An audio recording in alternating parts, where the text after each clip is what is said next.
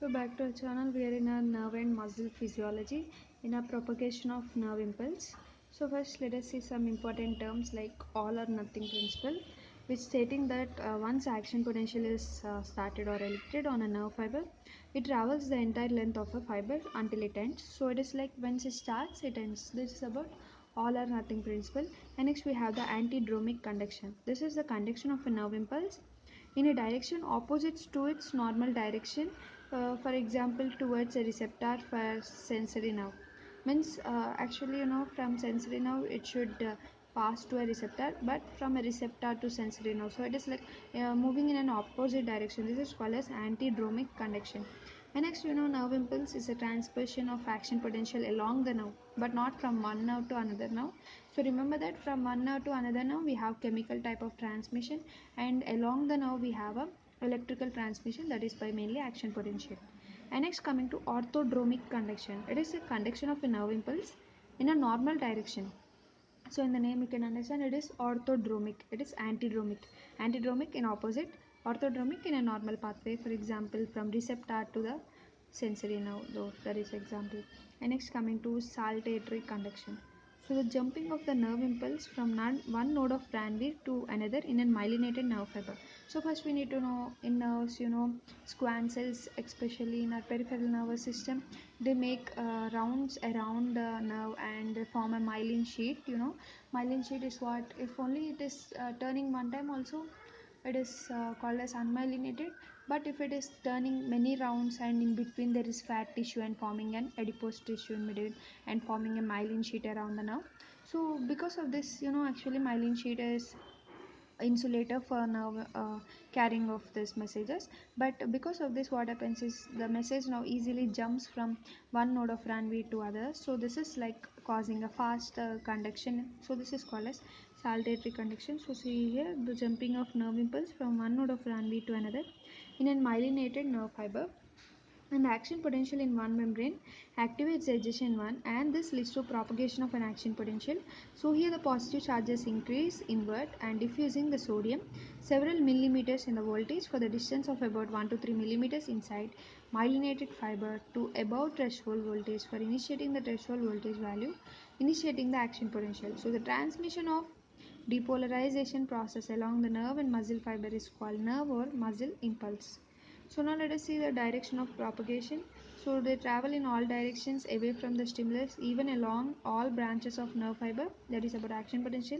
So until entire membrane becomes depolarized. So when the nerve impulse is propagated in normal direction, this is called as orthodromic conduction. And the impulse which is conducted in opposite direction, then it is called antidromic conduction.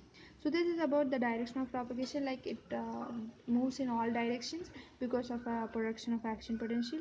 But if it is on opposite direction, then antidromic conduction. If it is on same direction, normal direction, then it is orthodromic conduction. Now let us check out some details of all or none principle. So once action potential stimulus begins, then the depolarization occur when the conditions are right, and if not, they'll not undergo this, and it is applicable to all normal excitable tissues. So sometimes if the stimulus of energy and depolarization stops in the middle of the membrane, so to prevent this, always a roto of action potential, a rapport of action potential to threshold for excitation must be all times greater than 1. So this is called as safety factor for propagation. So the safety factor for propagation is nothing but like, always this ions should be available to not stop this action potential in middle. So this continue this, always the safety factor for propagation should be greater than 1 for excitation of an action potential.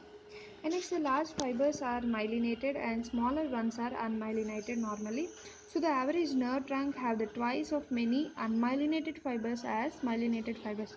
So always remember there are more unmyelinated fibers when compared with myelinated. So I think most of them are small fibers, because as we said small fibers are unmyelinated and large ones are myelinated.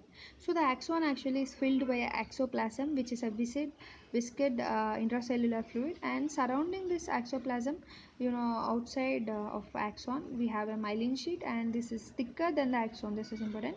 Myelin sheet is thicker than axon, and once every 1 to 3 millimeters along the length of myelin sheet is a node of Ranvier. And the myelin sheet is deposited around the axon by Schwann cells, and it rotates many times, lay multiple layers with a lipid called sphygmomyelin. This is very important lipid which is present inside our myelin sheets. So this is an excellent electrical insulator, so which decrease the ion flow by membrane of about 5000 fold. So between the myelin there is 2 to 3 μm small uninsulated space where the ions still can flow. This is called node of Ranvier. So by node of Ranvier only this, that's why this process is called saltatory conduction. So saltatory conduction is a process only in the nodes. So the action potential travel from node to node, and this is called saltatory mode of conduction. And the electrical current passes the surrounding extracellular fluid outside the myelin as well as through the axoplasm inside the axon from node to node. So either it may be in the extracellular fluid or intracellular fluid, it should pass by node to node transmission, hence it is called as saltatory conduction. So there is high amount of velocity of the impulse of transmission in the case of myelinated fibers, as much as 5 to 50 fold greater than unmyelinated fibers, and this is also mainly conserving the energy of an axon by uh, you know less usage of ions, because whenever there is insulated part there, sodium, all these ions are not required, sodium, potassium, ATPases are not required. So this is like a conserving process, and also it is a fast process. So this is a high technology of our nerves which are using at present in our body. So there is Enanger and Geiser won the Nobel Prize for the study of these characteristics of mainly peripheral nerves and of their conduction velocity. So the velocity of action potential mainly varies as little as 0.25 per second in small unmyelinated fiber to as great as 100 millisecond, more than the length of a football field, in 1 second in large myelinated fibers. So the large myelinated fibers can produce action potentials like even a large football field just in 100 milliseconds. So this is very short time and they're producing such amounts of energy. So that's what in our body also there are very long nerves which can travel these impulses throughout the body. So we get all those quick responses in our body just in seconds, in milliseconds, because of this impulses which are going mainly by the saltatory mode of conduction, that is they are jumping from one node to other. So this is very important mechanism. So this is just about the simple topic about propagation of nerve impulse in our nerve and muscle physiology.